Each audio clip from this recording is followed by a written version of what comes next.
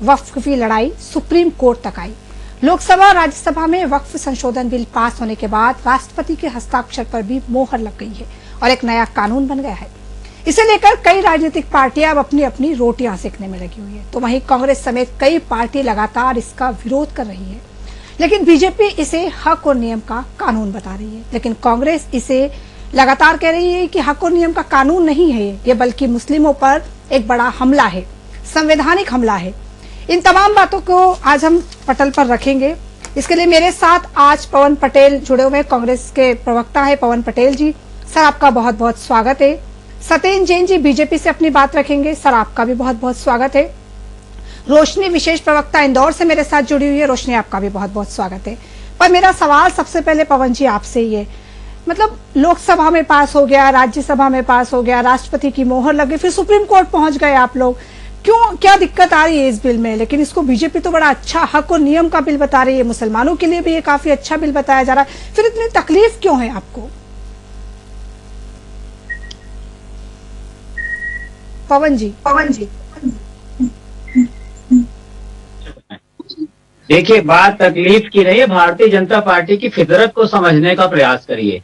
इसी तरह तकलीफ में भारतीय जनता पार्टी ने बोला था कि किसानों के हक में तीनों काले कानून आए हैं, फिर 750 किसान शहीद हो गए, फिर जब इतना अच्छा कानून था तो क्यों वापस ले लिया? तो भारतीय जनता पार्टी का दोहरा चरित्र आपको हमेशा समझ में आएगा, और हमेशा कोई भी कानून, कोई भी अमेंडमेंट करती है ज्वलंत मुद्दों से ध्यान भटकाने के लिए करती है, तो आपको हमेशा उस चीज को समझ में आएगा। ये देखिए, बाबा साहब भीमराव अम्बेडकर जी ने जो संविधान लिखा था, संविधान की धारा 26 में लिखा गया था कि धार्मिक मामलों के प्रबंधन की स्वतंत्रता, धार्मिक उद्देश्यों के लिए संस्थाओं की स्थापना एवं रख रखाव करना, धर्म के मामलों में अपने स्वयं के मामलों का प्रबंधन करना, चल एवं अचल संपत्ति का स्वामित्व एवं अधिग्रहण कर तथा ऐसी संपत्ति का अनुशासन प्रशासन करना, ये संविधान के हिसाब से हक मिला हुआ है। लेकिन भारतीय जनता पार्टी ने पहले प्रचारित किया कि वक्फ को ऐसा ताकत उसके पास है कि किसी भी जमीन को चाहेगी तो अपना कर देगी। मतलब इनके बोलने के हिसाब से इनका जिस तरह से प्रचारित किया कि वक्फ ने अगर चाह लिया कि भाई हमें फला जमीन चाहिए, तो आज उन्होंने लिख के दिया और कल उनकी जमीन हो जाएगी, जबकि ऐसा कुछ नहीं था। ये ज्वलंत मुद्दों से ध्यान भटकाने का, आप इसको गलत दिशा में लेके जा रहे हैं। आपने वक्फ में जो उसको पढ़ा अच्छे से, उसको मैंने बहुत अच्छे से पढ़ा है। मैं आपको बता दूं कि पहले जो वक्फ का नियम था उसमें ये नियम था कि अगर कोई भी मुस्लिम समुदाय का व्यक्ति अगर वक्फ पे कह देता है कि ये वक्फ की जमीन है, तो वो जमीन सिर्फ उसकी हो जाती थी और दूसरी पार्टी को अदालत में भी नहीं जाने दिया जाता था, उसकी सुनवाई वही वक्फ में ही होती थी। लेकिन अब इसके संशोधन में ये नियम लागू किया गया है कि इसमें महिलाओं की भागीदारी की गई है, इसमें राज्य सरकार, केंद्र सरकार हस्तक्षेप कर सकती है। इसमें क्या बुराई है? 6 महीने के अंदर आपको डेटा ट्रांसपेरेंसी के साथ अपलोड करना होगा, इसमें बुराई क्या है? सांसद और पूर्व जज, इसमें जज वो होंगे जो इस पे निराकरण करेंगे। अब अगर वक्फ के पास जमीन थी पहले, तो ये सब नहीं होता था, पहले आम जनता को बहुत लड़ाई लड़नी पड़ती थी इसके लिए। संशोधन तो अच्छे के लिए हुआ है ना, इसमें बुराई क्या है? वाली बात, जैसे आपने महिलाओं की भागीदारी की बात, वहां पे बुराई की बात नहीं है, लेकिन इसके पीछे जो साजिश है, बात दिखाने के तो कुछ और होते हैं ना। जो साजिश होती है कि जो इनके मित्र हैं भारतीय जनता पार्टी के, वक्फ की जमीन उनको दे दी जाएगी, ये पीछे, इसके पीछे जो साजिश है उसकी बात कर रहा हूं मैं। दिखाने के लिए तो बड़ा अच्छा है, लेकिन अभी तक जितने अमेंडमेंट है उनका क्या सुधार हुआ, बता दीजिए आप ना। तो देखिए, वक्फ के मामले में जो धर्म के आधार पर किसी तरह का, इस तरह का निर्णय लेने का कोई मतलब नहीं होता। हम कहते हैं कि जहां पे आप धर्म का आधार मत मानिए, और वक्फ के आज जो मैं आपको बोला, आप देखिएगा, अभी वक्फ की बात कर रहे हैं, इसके बाद देखिएगा आप दूसरे बोलो इसमें लेके आएंगे। मैं भी आप 2 मिनट आपको बता रहा हूँ। एक मैंने किया था, इन्होंने 12,000 करोड़ की बात किया है, जो बताया था कि 12,000 करोड़ की वक्फ से कमाई होने लगेगी। इस अमेंडमेंट के सुधार के बाद जो 12,000 करोड़ की कमाई नहीं होती, तो 12,000 करोड़ की कमाई के लिए तो कई सारे रास्ते हैं, कई सारे पैरामीटर्स हैं ना। इनके जो नीरव मोदी गए 20,000 करोड़ लेकर के गए हैं, तो वहां पे नियम नहीं चालू कर रहे हैं। भारतीय जनता पार्टी ने अपना जो घोषणा पत्र किया था 2009 में, भाजपा के घोषणा पत्र पे लिखा हुआ था कि वक्फ की जमीन पर जो अवैध कब्जे हैं, आर रहमान की कमेटी के रिपोर्ट के हिसाब से धार्मिक धर्म गुरुओं के साथ बैठ करके उन कब्जों को हटा करके वक्फ को सौंपा जाएगा। ये उस समय उनके लिए आता। इनका दोहरा चरित्र देखिए। अब आज क्या बात हो रही है, वो संपत्ति किसको सौंपने की बात कर रही है, और आप ये नोट करके रख लीजिएगा, अच्छी तरह से देख लीजिएगा कि वक्फ का कितना मुस्लिम का भला भारतीय जनता पार्टी चाहती है। दोनों सदनों को मिलाएंगे, दोनों सदनों को अगर बात की जाए तो 15,008 संपत्तियां वक्फ की है, जिसका कोई डेटा नहीं है, ट्रांसपेरेंसी नहीं है पवन जी उसमें किसी तरीके की। 1,000 करोड़ की सालाना इनकम होती है, उसके बाद भी आप कई मुसलमान भाइयों को देखिए, बीजेपी यही बात लगातार कह रही है ना, वक्फ की इतनी सारी जमीनें हैं जो मुसलमानों के हक की आप बात करती है कांग्रेस भी, कि मुसलमान उसमें संरक्षित है, सुरक्षित है, उनकी जमीनें हैं वो उन्होंने दान में दे दिए। लेकिन कई मुसलमान भाई बहन आज भी ऐसे हैं जो इसकी जमीन की उनको हक ही नहीं मिला है, उन्हीं को नहीं मिला उनकी जमीनों का हक, और आज भी वो कई छोटी छोटी दुकान पर आधारित है उनका जीवन। इस पे क्या इससे क्या फायदा हुआ? जब संशोधन हुआ था 95 में बनी, 13 में संशोधन हुआ, उसके बाद अब 25 में संशोधन हो रहा है, इसमें बड़ा बदलाव तो यही था ना। आज का बड़ा बदलाव यही है, महिलाओं की भागीदारी हो गई है इसमें, और कई मुस्लिम समुदाय के लोग खुश है इसमें सिया और सुन्नी बहुत खुश है। लेकिन पता नहीं आप लोगों को बड़ी आपत्ति। मैं फिर दोबारा आपके पास आऊंगी, सत्येंद्र जी से एक सवाल करना चाहूंगी। सत्येंद्र जी, कांग्रेस लगातार ये बात कह रही है कि इसमें आप संविधान के साथ पूरी तरीके से छेड़छाड़ कर रहे हैं, संवैधानिक अधिकार नहीं है ये, क्योंकि कई मुसलमान भाई ऐसा कह रहे हैं कि वो इसको दान में देते हैं। जो वक्फी संपत्ति है, जो उनके पास संपत्ति होती है, वो वक्फ बोर्ड को दान में देता है। लेकिन अब हमारी संपत्ति पर सरकार की नजर है, और राहुल गांधी भी इस तरीके के तमाम आरोप लगा रहे हैं, याचिकाएं पहुंच गई है। और आप ही के, इसी से जुड़ा सवाल, आप ही की पार्टी जेडीयू के 6 नेताओं ने इस्तीफा दे दिया है। कैसे संभालेंगे इस चीज को आप, सत्येंद्र जी? देखिए मेघा जी, ये वक्फ का संशोधन जो है पहली बार नहीं हो रहा, 1955 में हुआ, 1994-95 में हुआ, और 2013 में भी हुआ। तो आप देखिए, और उसी को ही हमने संशोधित किया है। अब इसमें जो इस प्रकार से जो संपत्तियों की बात आ रही है, जो कांग्रेस और विपक्षी दल वर्ग ला रहे हैं, और अब भी काफी सामने आ जाएगा 1-2 साल में ही, जब ये इम्प्लीमेंट होगा ये संशोधित वक्फ के अधिनियम, तो उससे जिस प्रकार से मुस्लिम बंधुओं का लाभ होगा, उनका भला होगा, वो स्वयं इसको अनुभव करेंगे, अनुभूति करेंगे और एक्सपीरियंस करेंगे। आप देखिए, ये वही कानून है जो, और कांग्रेस की सरकार की 2004 में 14 से 14 तक सच्चर कमेटी का गठन किया गया था। और ये कोई भाजपा ने नहीं कहा कि 12,000 करोड़ रुपए की आय होगी।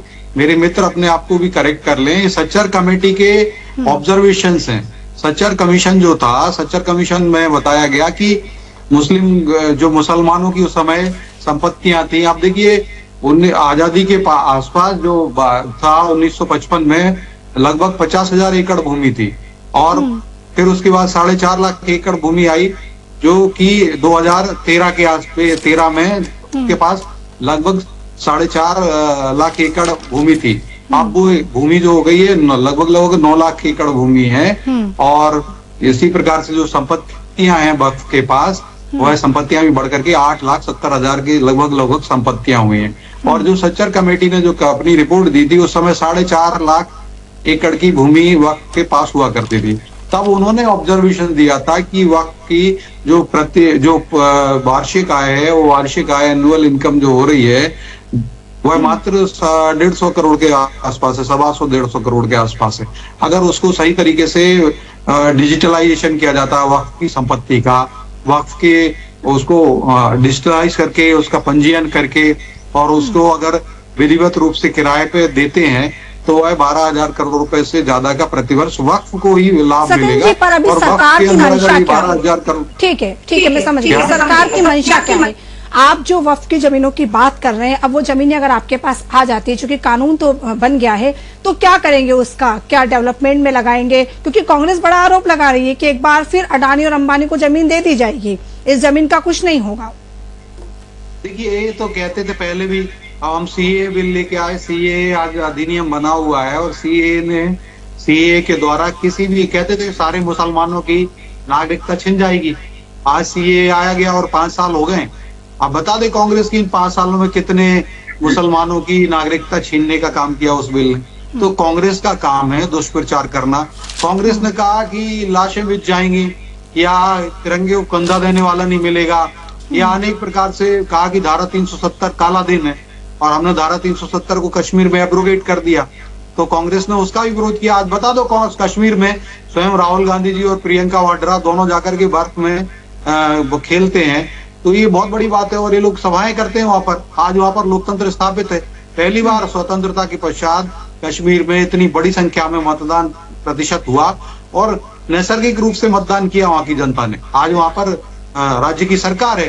तो यह मैं कहता हूँ जो इन्होंने तो ये काम हमारी सरकार ने किया और लोकतंत्र स्थापित। तो कांग्रेस ने हमेशा उसका विरोध किया। हमने 3 तलाक लेके 3 तलाक को अवैध घोषित किया तो कांग्रेस ने कहा नहीं ये गलत है और मुस्लिमों में विद्वेष फैलेगा और ये गलत हो जाएगा और ये सारी चीजें हो जाएंगी।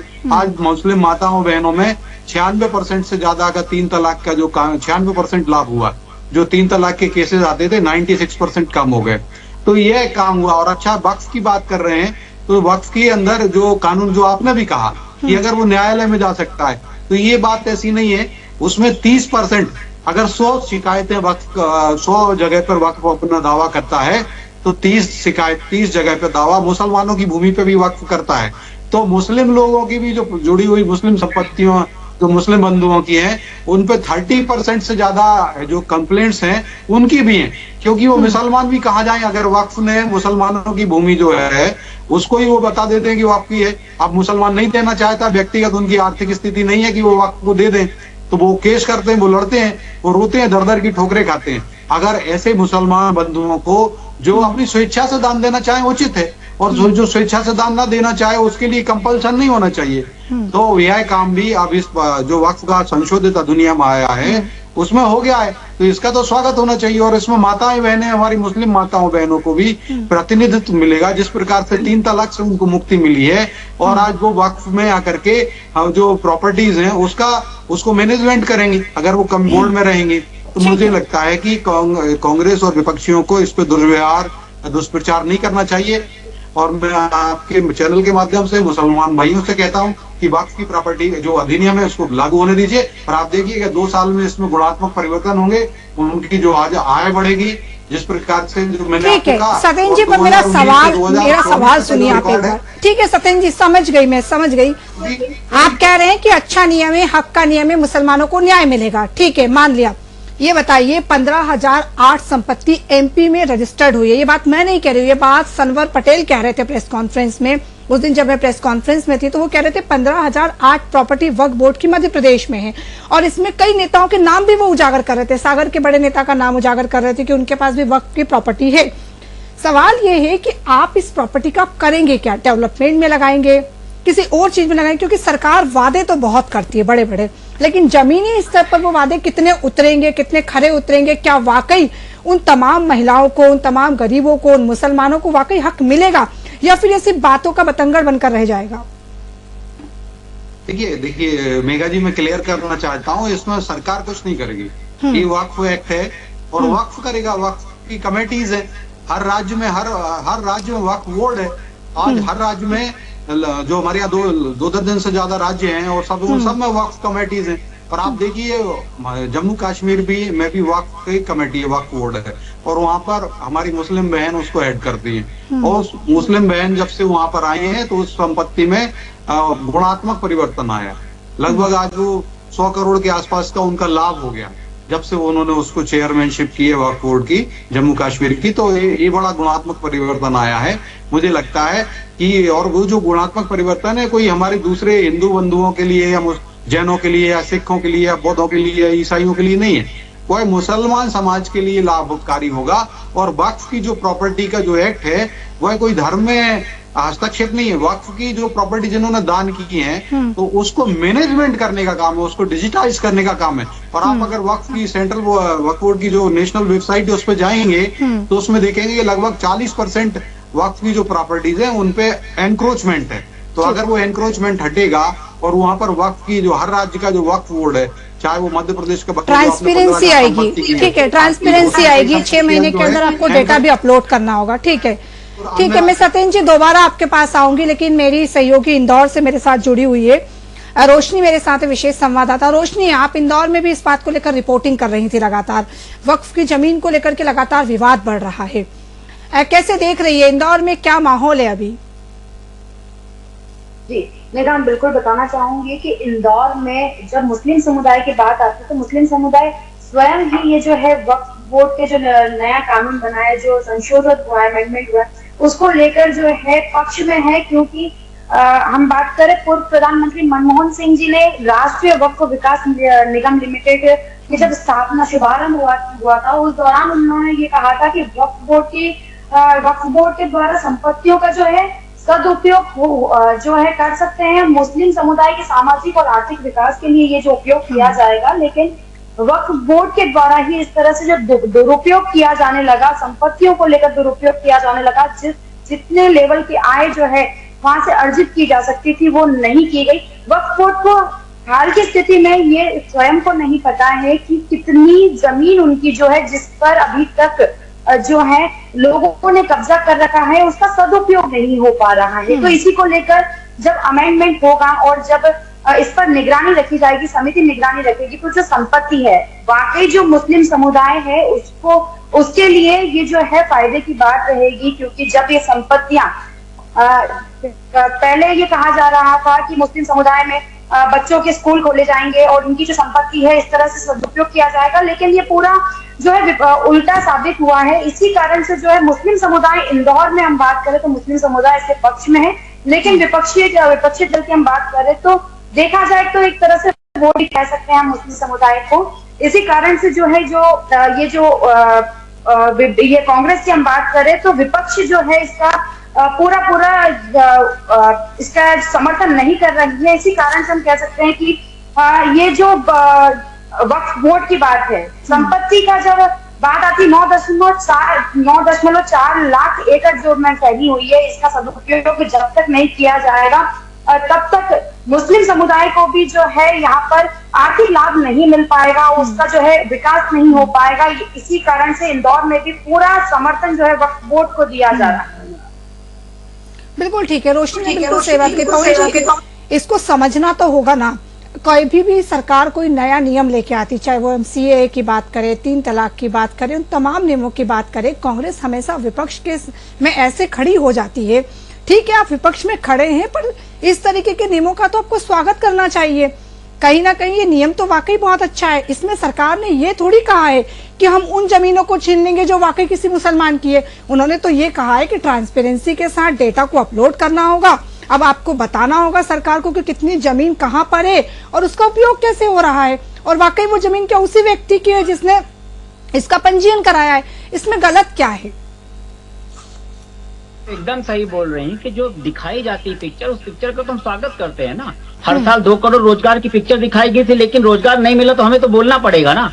अभी आदरणीय सत्येंद्र जी बोल रहे हैं कि 100% जमीनों का डिजिटलाइजेशन हो जाएगा। अभी मैं कुछ दिन पहले एक इनके मंत्री का बयान आया था कि 100% वक्फ की संपत्तियां डिजिटलाइज कर चुकी है, मतलब उनके दस्तावेजों की जांच हो चुकी है। अभी आज फिर से डिजिटलाइजेशन की बात कर रहे हैं। तो इनका जो दोहरा चरित्र है, इसी तरह के कसीदे खूब कसते थे जब तीनों काले कानून आए थे, फिर आखिर वापस काले कानूनों को वापस लेना पड़ा तीनों काले। ये देखिए, भारतीय जनता पार्टी की फितरत को समझने का प्रयास करिए।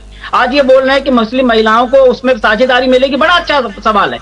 इसी तरह इन्होंने बताया था लाडली बहनों को हम देंगे पैसे, अब बंद कर दिया ना। तो ये दिखाने कहने, इनके कहना कुछ करना कुछ, इनकी कथनी और करनी का जो अंतर होता है, उस अंतर की बात कर रहे हैं। हम विपक्ष में इसलिए नहीं बोल रहे हैं कि इनके हर बात का कर देंगे। हम कहते हैं कि ये अगर 2 करोड़ रोजगार देने की बात की थी और 2 करोड़ रोजगार दे देते, फिर इनकी सरकार बनती, तो मैं कहता कि हाँ, इसलिए इनकी सरकार बनी कि 2 करोड़ रोजगार देंगे। इन्होंने जितने वचन पत्र दिए, जितने घोषणा पत्र दिए, कोई इनको पूरा किया हो तो बता दीजिए, उसके बाद भी इनकी सरकार बन जाएगी। हमेशा दोहरा चरित्र। आज ये देश प्रेम की बात कर रहे हैं, जम्मू कश्मीर की बात कर रहे हैं, तिरंगे की बात कर रहे हैं। ये बता दे 53 साल तक अपने संघ के मुख्यालय में झंडा क्यों नहीं फहराया, झंडे का अपमान क्यों किया? अब आज 53 साल बाद झंडा लेकर के सबसे बड़े झंडे के पैरोकार बन जाते हैं। तो जो भारतीय जनता पार्टी का दोहरा चरित्र है, संविधान का विरोध करने वाले थे, आज हम कहते हैं बता देना कि दोनों सदन में सिर्फ एक मुस्लिम सदस्य के अलावा दूसरा सदस्य क्यों नहीं है, केंद्र में मंत्री क्यों नहीं है मुस्लिम समाज का? अगर इनका भला चाहते हैं तो बता दे क्यों नहीं मंत्री क्यों है?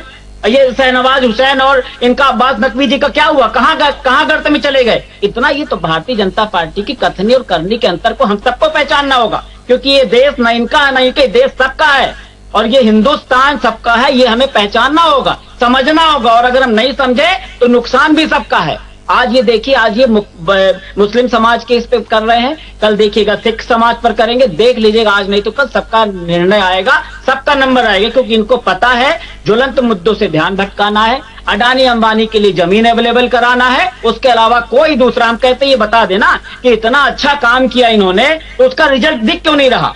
बहुत हुई, महंगाई की मार रखी, और मोदी सरकार तो महंगाई कम क्यों नहीं हुई? ये बेरोजगारों की झड़ी लगा दी है रोजगार देने की, तो बेरोजगारी कम क्यों नहीं हो रही? किसानों के दुगनी करने के लिए बोले थे, 750 किसान क्यों शहीद हो गए? क्यों किसान की 27 रुपए प्रतिदिन उसकी आय है? तो भाजपा का जो दिखाती है बड़े बड़े विज्ञापन, वो विज्ञापन तो बड़ा काबिले तारीफ रहता है, हम भी स्वागत करते हैं, लेकिन ग्राउंड लेवल पे अगर वो क्लियर हो जाए, अच्छी तरह से इम्प्लीमेंटेशन हो जाए, तभी उसका जो हक और अधिकार है, तभी उस समाज, उस वर्ग, उस विशेष को मिलेगा।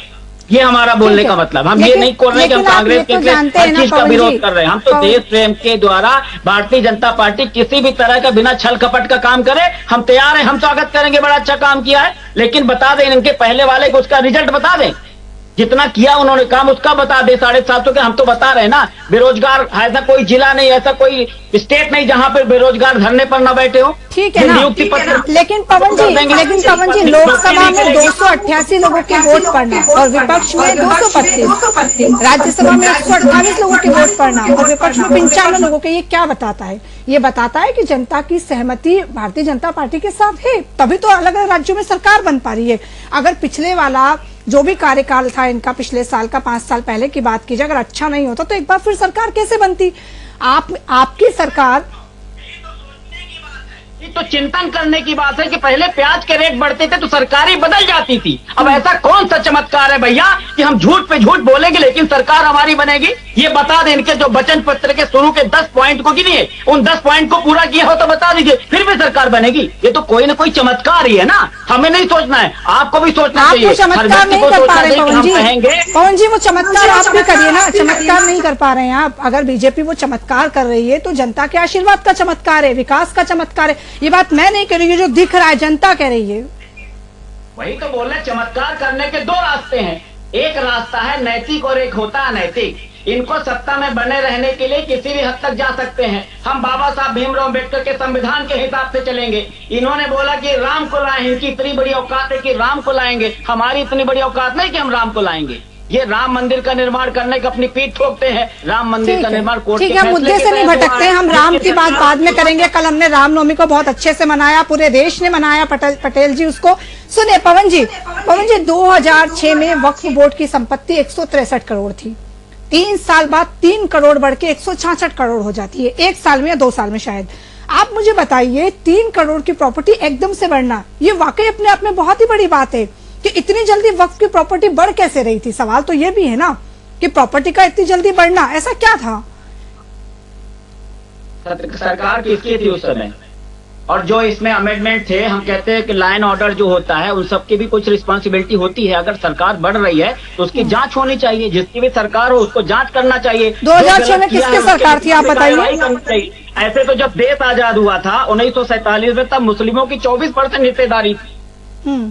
तो ये तो उसका कोई ये पैरामीटर नहीं कि उस समय कैसे बढ़ रही थी, इसलिए हम ये कर रहे हैं। अगर कहीं संपत्तियां बढ़ रही थी, कहीं कुछ हो रहा, तो उसका तो लॉ एंड ऑर्डर का भी काम है ना, नियम कानून के हिसाब से उसपे करना चाहिए, कार्रवाई करना चाहिए। जहां पे गलत हो रहा है उसके हिसाब से करना चाहिए। अगर वक्फ बोर्ड में ऐसा नियम है कि हम किसी को जमीन को लेकर के हम उसकी जमीन अपना कर लेंगे, तो नियम कानून भी कुछ होता है, उसको करना चाहिए ना कि भाई किसी और की जमीन, अगर हमारी रजिस्ट्री है, मैं तो आपने अच्छी तरह से पढ़ा होगा, मैं कहता हूं कि फिर से पढ़िएगा, मैं भी फिर से पढ़ लूंगा, लेकिन मैं दावे के साथ कह सकता हूं कि ऐसा कुछ नहीं होगा कि वक्फ चाह ले कि भैया फलाना जमीन हमको चाहिए और वो जमीन उसकी रजिस्ट्री हो जाएगी, ऐसा असंभव। उसमें हमने पढ़ा है जितना, उसमें लिखा अगर कोई स्वेच्छा से दान करेगा तो वो जमीन वक्फ ले सकती है, उस जमीन का उपयोग।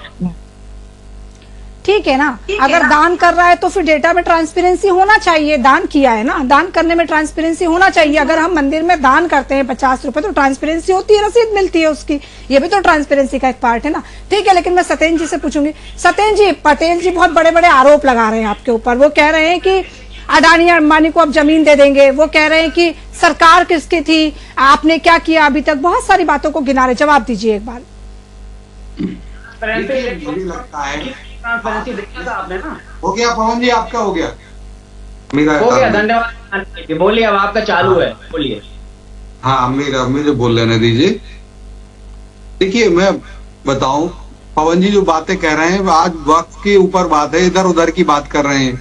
अब उसमें अब कहां से कहां ले जाते हैं। अब सिख समाज पे पहुंच गए। सिख समाज का हंता जो है, और आज भी कांग्रेस मानती है कि जब भी बड़ा पेड़ गिरता है तो धरती हिलती है। इनके बड़े नेता उन्होंने तक उसमें श्रद्धांजलि है उनको देते थे कि राजीव गांधी जी ने कहा था। इंदिरा गांधी जी की हत्या के बाद सिखों को जो 12,000 से ज्यादा सिख बंधुओं को मारा गया, नरसंहार किया गया, उनके सिखों के गले में टायर डाल करके उनको आग में लगाई गई, अनेक पूरे देश भर के अंदर सिखों को प्रताड़ना की।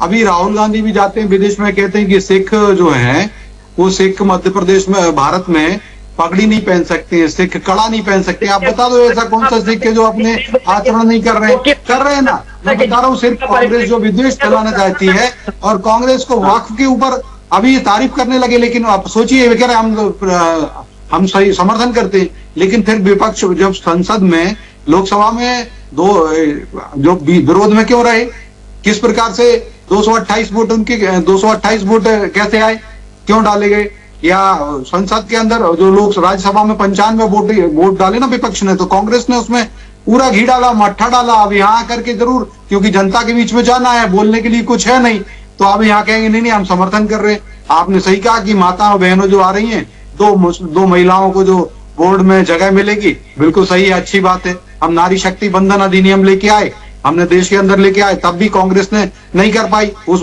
बिल का भी विरोध किया है, अपनी 10 साल की इनकी सरकार रही, तब भी ये नहीं कर पाए थे। लेकिन हमने नारी शक्ति बंधन अधिनियम लेके आए, हम मुस्लिम बहनों के लिए 3 तलाक का बिल लेके आए, 3 तलाक कानून बनाया। राजीव गांधी जी ने तो 3 तलाक के ऊपर उल्टा संसद में पलट दिया सुप्रीम कोर्ट का निर्णय। तो ये पाप करने वाले लोग हैं। आप देखिए, कहते हैं कि राम के ऊपर पहुंच गए थे, कि राम के लिए तो भाई ये मान ही नहीं सकते, और आज के कलयुग के कालनेमी कहलाएंगे। अगर भगवान राम और रहेंगे, रावण रहेंगे, तो एक रावण के साथ वाले लोग हैं, कालनेमी दैत्य वाले लोग हैं, वो दैत्य वृत्ति के लोग हैं। कालनेमी कहें या कहें मारीच कह लें, वो हैं। या अगर महाभारत काल में जाएंगे तो आप कंस कह लें, कंस के लोग हैं, या इस प्रकार से और भी आप उनको उपमाएं, पौंड्रक की उपमा दे सकते हैं। अगर हम इतिहास में जाएंगे तो ये बहुत लंबा है, लेकिन सवाल ये है, सत्येंद्र जी सवाल ये है, राहुल गांधी जब लोकसभा में ये बिल पास हो रहा था तब कह रहे थे कि चीन ने 4000 किलोमीटर जमीन पर कब्जा कर लिया है, लेकिन सरकार उस पर चुप है। अमेरिका में टैरिफ बढ़ गया है, सरकार उस पर चुप है। वाकई ये बात तो सच है कि बहुत सारे मुद्दे जिन पर हमको बात करनी चाहिए, वो चाहे बेरोजगारी का बड़ा मुद्दा हो, चाहे महिलाओं का बड़ा मुद्दा हो, चाहे तमाम ऐसे मुद्दे हो जो जनजीवन से जुड़े हो, उस पर बात न करते हुए अगर एक ही दिशा में जाया जाएगा तो ये कितना सही है। संसद में हर विषय पे चर्चा करने के लिए तय हो जाता है, लेकिन कांग्रेस और विपक्षी दलों की आदत यही है, तू डाल में पात उनको चाहिए ही नहीं। अब जब आज वक्फ बिल पे संसद पे चर्चा हो रही, तो आप सोचिए ये मूर्खतापूर्ण बात नहीं है कि आप उधर जा रहे हैं। अरे संसद उस पर भी जवाब ले लीजिएगा। और आज भी 43,000 वर्ग किलोमीटर से ज्यादा की जो भूमि है भारत की, वो चीन के पास कैसे पहुंच गई। और वो नेहरू जी थे प्रधानमंत्री जी, वो कहते थे कि अगर वो जहां बर्फ हो, जहां झाड़ी नहीं उगती, उस भूमि को अगर चीन ले लेगा तो कोई दिक्कत नहीं। और इस प्रकार से उन्हीं की कांग्रेस के मंत्री रहे महावीर प्रसाद। सुन लीजिए मेरे मित्र, सुन लीजिए, थोड़ा धैर्य रखिए, मैंने बड़ा धैर्य से सुना, तो सुन लीजिए। उन्होंने कहा कि नेहरू जी अगर मेरे सिर पे बाल नहीं आते हैं तो मैं अपनी गर्दन कटवा लूं क्या बेवकूफी की बातें करते हैं।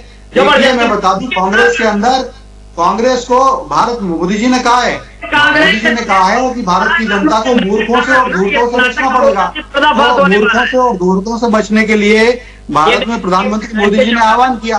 मुझे लगता है कांग्रेस और आम आदमी पार्टी और विपक्ष तय कर ले कि कौन मूर्ख है कौन धूर्त है। के बाद जब खराब हुई तब उन्होंने कहा, अरे पवन जी आप सुन तो लीजिए, मोदी जी ने कहा है भारत मूर्ख और बचे, मूर्ख और कर लो आप। आपको जमीन दिखा दी गई, हरियाणा में आपको जमीन दिखा दी गई, हरियाणा में आपकी जलेबी ठंडी पड़ गई, आप जलेबी का एक्सपोर्ट करने लगे थे, जलेबी का एक्सपोर्ट करने गए थे। अब ये बिल तो पास हो चुका है, लेकिन अब सुप्रीम कोर्ट पहुंच गया है। अब देखना होगा सुप्रीम कोर्ट इस पर क्या टिप्पणी करता है। सत्येंद्र जी ठीक है, सत्येंद्र जी मेरे एक सवाल का जवाब दीजिए। अब बोले मेघा जी, हमें टाइम दीजिएगा 2 मिनट। सत्येंद्र जी मेरे आखिरी सवाल का जवाब दीजिए। जेडीयू में 5 नेताओं ने इस्तीफा दे दिया। जेडीयू की सरकार समर्थन भारतीय जनता पार्टी की सरकार के साथ मिलकर बनी थी। हमने केंद्र में देखा था नीतीश बाबू किस तरीके से साथ खड़े हुए थे, लेकिन जैसे ही ये बिल आया, मैं आपको बता दूं, राजू नैयर, तबरेज सिद्दीकी, मोहम्मद शहनवाज मालिक, इन बहुत सारे लोग हैं, अंसारी, इन्होंने पार्टी छोड़ दी और ये नाराज है इस बात से। आप ही के लोग पार्टी छोड़ रहे हैं और जा रहे हैं वापस किसी और पार्टी में। विरोध करने के कारण आप पहले बताओ 7 लोग जो गए हैं तो समाजवादी पार्टी में भी त्याग पत्र हो गए। अभी उत्तर प्रदेश में बहुत बड़ी घटनाएं हुई है, वहां पर समाजवादी पार्टी से लोगों ने त्याग पत्र दे दिए हैं वक्फ बिल का विरोध करने पर। तो अखिलेश यादव जी को भी जमीन दिखा रहे हैं वहां के मुस्लिम बंधु। ठीक है, जो समर्थन हमारे कर रहे हैं, पास ये बहुत समय की अच्छा सीमा काम है, इसलिए आप लोग सब मेरे साथ जुड़े उसके लिए बहुत बहुत धन्यवाद। आप देखते रहिए साधना न्यूज मध्य प्रदेश।